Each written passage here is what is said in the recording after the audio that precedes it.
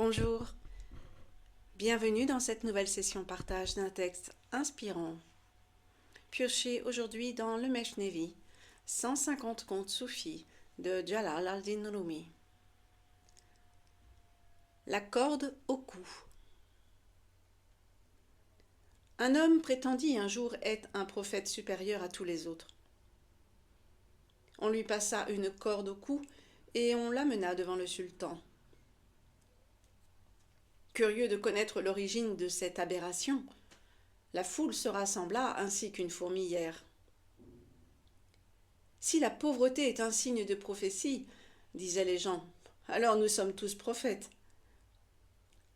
Nous sommes bien tous semblables et nous sommes tous également venus de l'autre monde.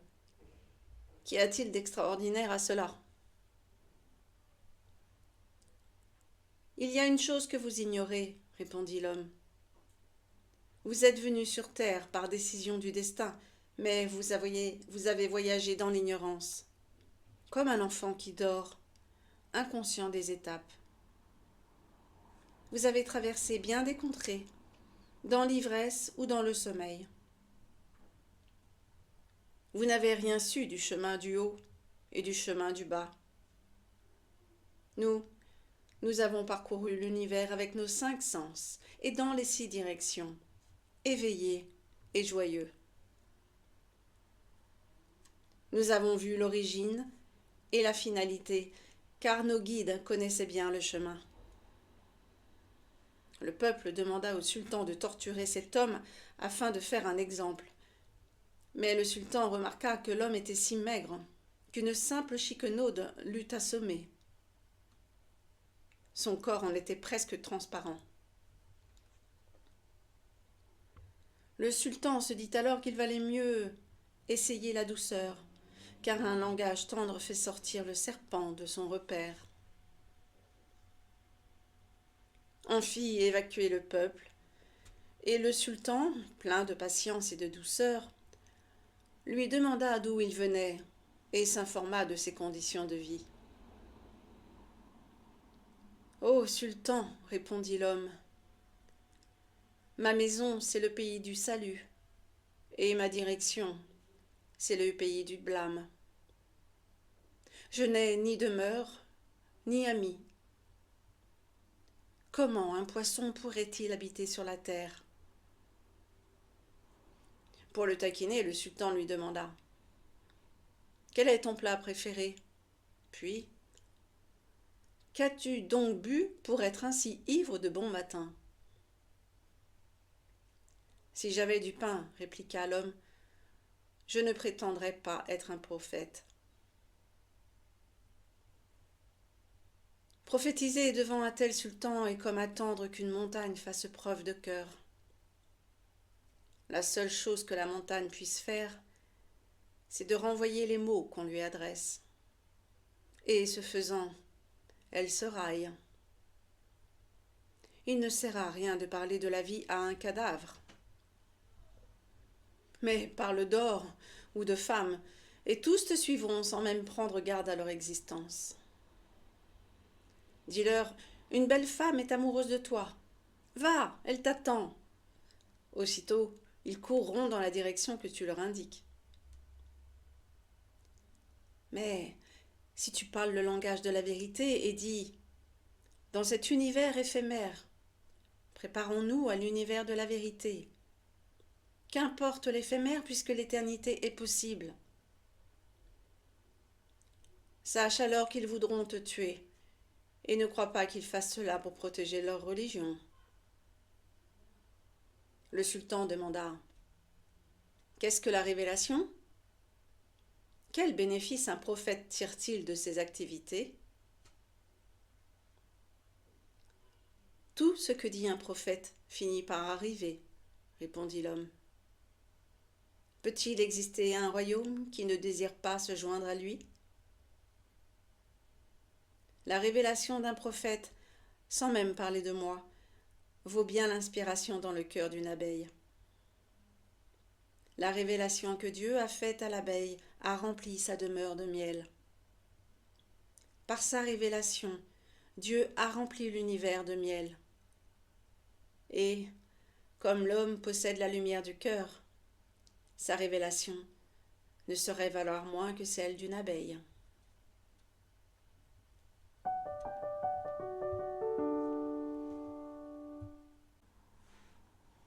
Et bien voilà pour ce très joli conte qui va à l'essentiel. La révélation ne consiste pas en quelque chose qui advient. Elle consiste en quelque chose qui est ôté. L'ignorance. Ce conte ne dit rien d'autre. Le prophète explique au tout venant que c'est parce qu'il voyage dans l'ignorance qu'il ne regarde pas la véritable nature de ce qu'ils sont égarés. C'est simplement ce voile de l'ignorance à ôter. Et la révélation elle est déjà là. Elle est déjà là et vous êtes déjà l'homme lumineux, la femme lumineuse. Par le fait de demeurer dans l'ignorance, c'est ce qui empêche la révélation de la vérité d'éclater au grand jour, puisque c'est comme un voile qui ternit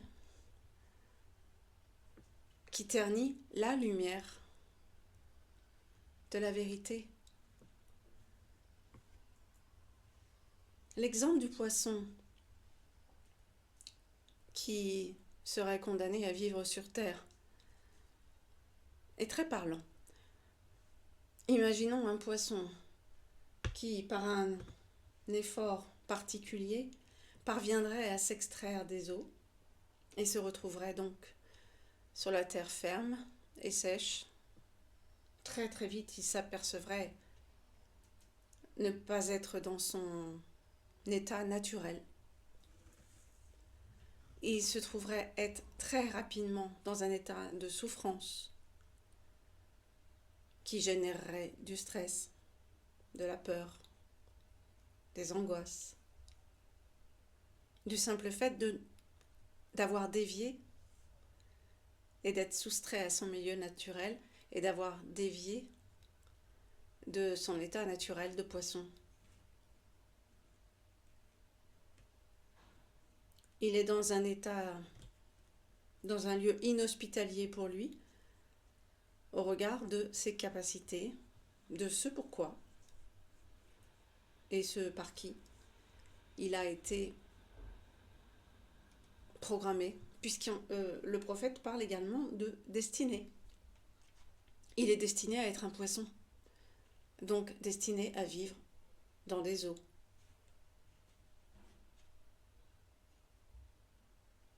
Comme le dit le conte, vous êtes venu sur terre par décision du destin, mais vous avez voyagé dans l'ignorance, comme un enfant qui dort, inconscient des étapes. Certes, c'est un voyage ici dans ce monde éphémère qui nous est proposé, mais pas un voyage derrière un voile, claquemuré et coupé de sa source. Au contraire, nous sommes appelés à la lumière, à révéler, à redécouvrir cette lumière première d'où nous venons, d'où nos âmes viennent. La nature du poisson implique qu'il vive dans des eaux. C'est son destin. Mais la nature divine de l'homme implique qu'il reconnaisse sa nature divine, qu'il lève ce voile, qu'il accueille cela en son cœur. Son cœur céleste, son cœur sacré.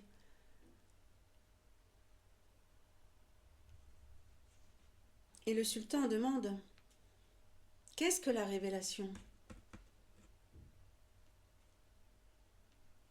Quel bénéfice un prophète tire-t-il de ses activités? Il n'y a même pas la question de qu'est-ce que la révélation, puisque ce n'est pas elle qui apporte quelque chose, c'est le retrait de l'ignorance qui laisse éclater ce qui est.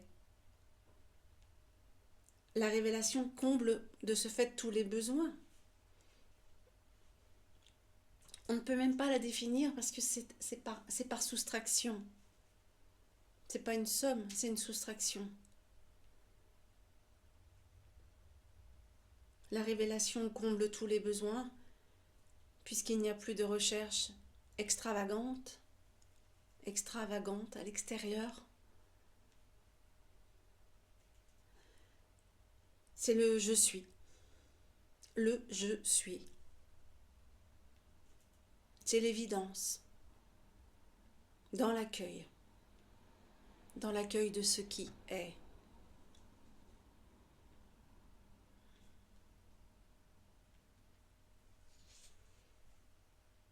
Voilà, vraiment, merci beaucoup à Jalal al-Din Rumi pour ce magnifique conte.